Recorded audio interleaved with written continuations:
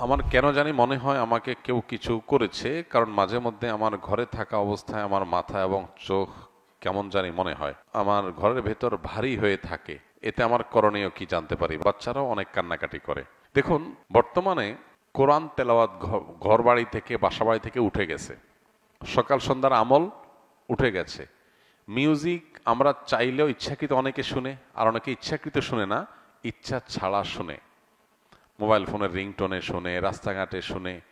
এগুলো শুনতে শুনতে হারাম করতে করতে করতে করতে মানুষের স্পিরিচুয়াল পাওয়ার কমে যায়, আধ্যাত্মিক শক্তি, রুহানি শক্তি কমে যায়। এর ফলশ্রুতিতে শয়তানের উপদ্রব, জিন্নাতের উপদ্রব, এগুলো অনেক বেশি বেড়ে যায়। তখন মানুষ নিজেকে আর সঠিক পথে আনতে পারে না, অসুস্থ থাকে। তো এই সমস্যাগুলো এখন ঘরে ঘরে। এই জন্য এক নম্বরে প্রয়োজন হলো তাওয়ায়ে নাসুহা, সকল গুনাহ থেকে বেঁচে থাকা। বাসা বাড়িকে ছবি, প্রাণীর ছবি, ভাস্কর্য, মূর্তি, এগুলো থেকে পরিচ্ছন্ন করা। মিউজিক যাতে এক সেকেন্ডের জন্য বাঁচতে না পারে সেই ব্যবস্থা করা। এবং সেই সাথে বাসা বাড়িতে সকল মাসনুন আমল, রক্ষা কবচ আমল, সকাল সন্ধ্যার দোয়া, প্রবেশের সময় বিসমিল্লাহ, বের হওয়ার সময় বিসমিল্লাহ, সালাম দিয়ে প্রবেশ, এই আমলগুলো নিয়মিত করা। কোরআনে কারিমের তেলাওয়াত যেই বাসায় উচ্চস্বরে নিয়মিত হয় আর অন্যান্য হারামগুলো থেকে বেঁচে থাকা হয়, সেই বাসায় দুষ্টজনের উপদ্রব বা সেহের, ব্ল্যাক ম্যাজিক কাজ করবে না। এই জন্য এই আমলগুলো আমাদের বাড়ানো দরকার।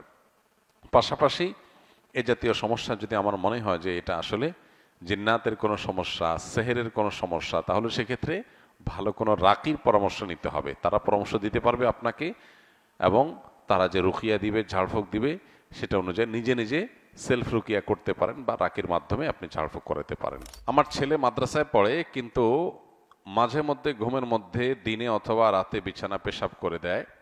ও বলতে পারে না এর জন্য কি কোনো আমল আছে কিনা। ওর বয়স 9 বছর। ভাই, প্রথমত বাচ্চাদের এই সমস্যাটা বেশি হয়। তারা ঘুমের মধ্যে পেশাব করে দেয়, বিছানা পেশাব করে দেয়।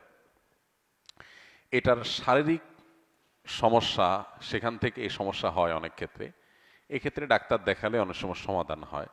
পাশাপাশি ঝাড়ফুঁকের মাধ্যমেও কিছু আমলের মাধ্যমে উপকার হয়। স্পেসিফিক কোনো আমল কোরআন বা হাদিসে আলাদা করে উল্লেখ করা নাই যে বিছানা পেশাবের জন্য এই আমল।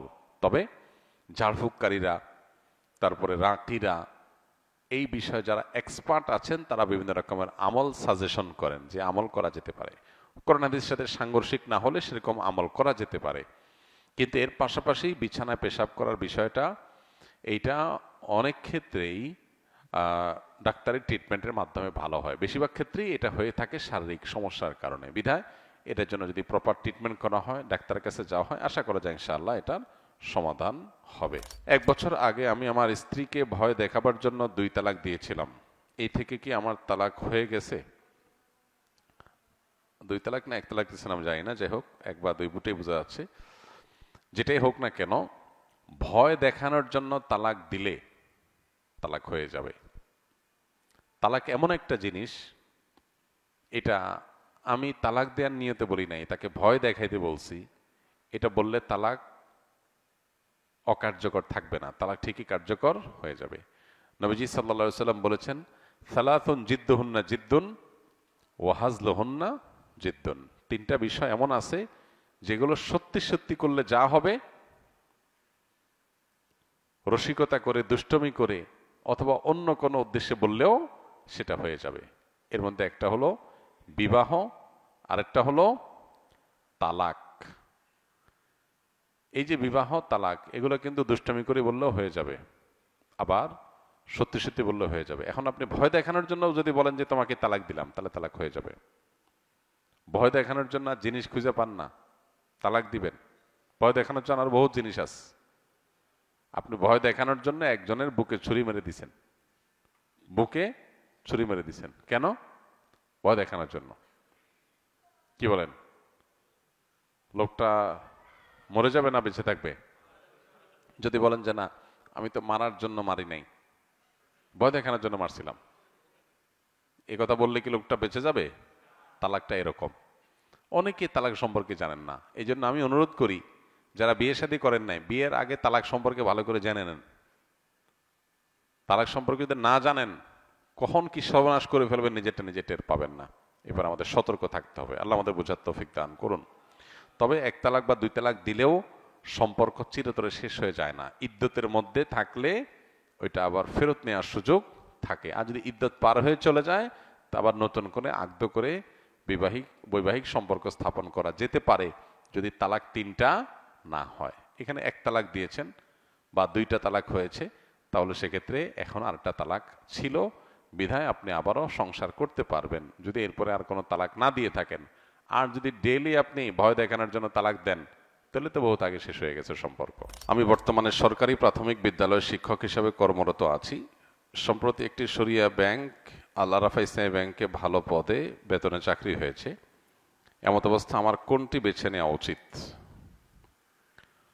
উল্লেখ্য, এই দুটি চাকরির কোনোটি আমি চূড়ান্ত ক্যারিয়ার হিসাবে নিতে চাই না, যদি আল্লাহ তাআলা সরকারি প্রথম শ্রেণীর একটি হালাল চাকরির ব্যবস্থা করে দেন। ভাই আমার, আপনার ভবিষ্যৎ পরিকল্পনা যেটাই থাকুক না কেন, আমি বলতে চাই ব্যাংকের চাকরির বিপরীতে যদি শিক্ষকতার চাকরি পাওয়া যায়, সন্দেহাতীতভাবে শিক্ষকতার চাকরিকে ব্যাংকের চাকরির উপরে প্রায়োরিটি দেওয়া উচিত, অগ্রাধিকার দেওয়া উচিত। প্রথমত, আমাদের মানসিকতার মধ্যে একটা জিনিস সেট হয়ে গেছে যে আমাদের অনেক টাকা দরকার।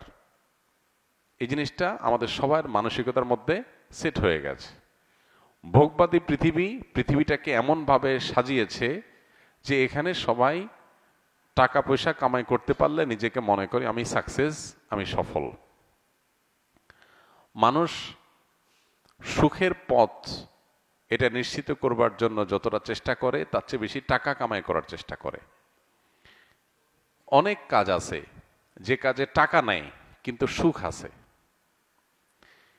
এখন এই পৃথিবীতে অবশ্য আমরা চিন্তাও করতে পারি না টাকা না থাকলে আবার সুখ থাকে কেমনে, টাকা ছাড়া আবার সুখ হয় কিভাবে, আমরা চিন্তাই করতে পারি না। এখানে চলে আসে নবী সাল্লাল্লাহু আলাইহি ওয়াসাল্লামের সেই হাদিস, যেখানে তিনি বলেছেন, লাইসাল গিনা বিকাসরাতিল আরদ ওয়ালাকিন্নাল গিনা গিনান নাফস। অনেক সম্পদ এটার মালিক হয়ে যাওয়া, এটা মূলত ধনী হওয়া নয়। আসল ধনী হওয়া হলো মানসিকভাবে ধনী হওয়া। কোনো মানুষ যদি অল্প পেয়ে সে যদি বলে আলহামদুলিল্লাহ, আমারটা যা পাইছি এটা নিয়ে আমি অনেক সুখী, আমার আর চাহিদা নাই আল্লাহর কাছে, আমার তৃপ্তি আছে, আমি আল্লাহকে শুকরিয়া জানাই, আমার আর দরকার নেই, এই লোকটা ধনী। কারণ তার আর অভাব নাই, তার অন্তরে কোনো সংকীর্ণতা নাই, সে ধনী। আরেকজনের অনেক আছে কিন্তু এরপরও তার যদি আরো চাহিদা থাকে, তাহলে সে ধনী না, সে মূলত গরিব, কারণ অভাব আছে। তো এই জন্য কিছু কিছু কাজ আছে যে কাজে টাকা নাই কিন্তু প্রচন্ড তৃপ্তি আছে। যেমন শিক্ষকতা, আমি একজনকে একটা জিনিস শেখাবো, কিছু মানুষকে কিছু জিনিস শিখাবো, তারা ভালো কিছু শিখবে, তাদের জীবন গঠন করবে। আমি একজন স্কুলের শিক্ষক হব, স্কুলে ছেলে মেয়েদের, বাচ্চাদেরকে আমি পাঠদানের ফাঁকে ফাঁকে তাদের মধ্যে ভালো মানুষ হওয়ার প্রেরণা এটা জাগ্রত করে তুলব। হয়তো একটা বাচ্চা ছেলে সে আমার সঠিক গাইডলাইন পেয়ে আল্লাহমুখী হয়ে যাবে, ভালো মুসলিম হবে, ভালো মানুষ হবে, তাহলে আমি এখানে একটা ভালো ইনপুট দিতে পারলাম, এর আউটপুট আসবে খুব ভালো কিছু আশা করা যায়।